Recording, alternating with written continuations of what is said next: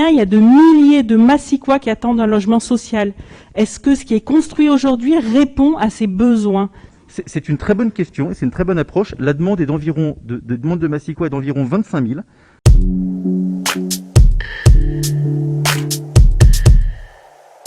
Je vous demande, monsieur le maire, de rétablir la vérité parce que ce chiffre est faux. Ne tentez pas de nous décrédibiliser complètement.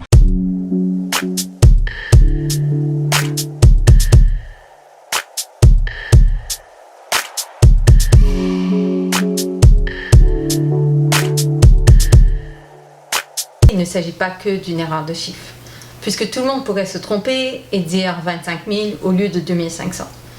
Mais il en tire des conclusions. Donc pour répondre à la demande, il faut construire à peu près 25 000 logements, c'est-à-dire à peu près doubler Massy. C'est ça, la réalité, c'est ça. Ce qui prouve bien, et c'est très intéressant, ce qui prouve bien que la réponse uniquement par le logement social au sujet du logement social est une absurdité. Eh bien non, justement, ce n'est pas une absurdité. Selon les chiffres du service logement de la ville, ce sont 2307 ménages massicois qui demandent un logement social à Massy en premier choix. C'est beaucoup et en constante augmentation, mais ce n'est pas hors de portée sur le long terme.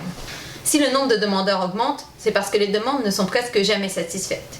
Et si les demandes ne sont pas satisfaites, c'est parce que la majorité municipale préfère démolir ou vendre le logement social plutôt que d'en construire. Pour contrecarrer quelques idées reçues sur le logement social, je souhaite rappeler quelques faits établis.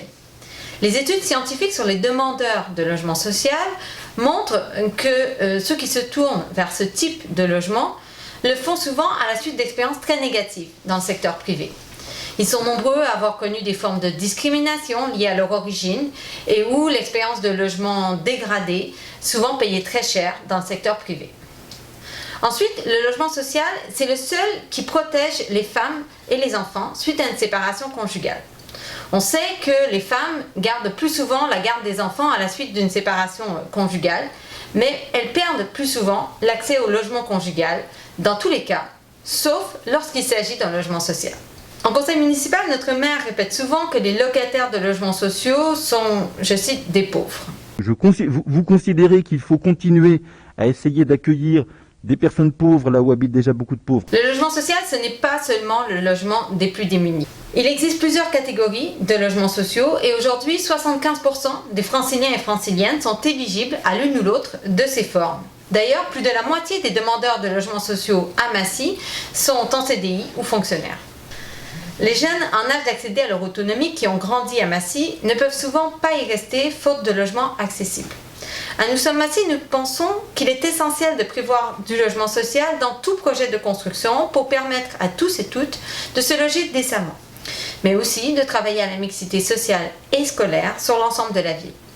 C'est pourquoi nous pensons que ce type de logement doit être mieux réparti dans Massy et qu'il aurait donc dû être présent dans tous les projets de nouveaux quartiers, y compris dans le quartier Végénis où seuls 10% des logements construits sont du logement social. C'est cela, construire une ville harmonieuse et équilibrée. Une ville qui réponde aux besoins de tous les habitants et toutes les habitantes et où tous les quartiers sont pris en compte.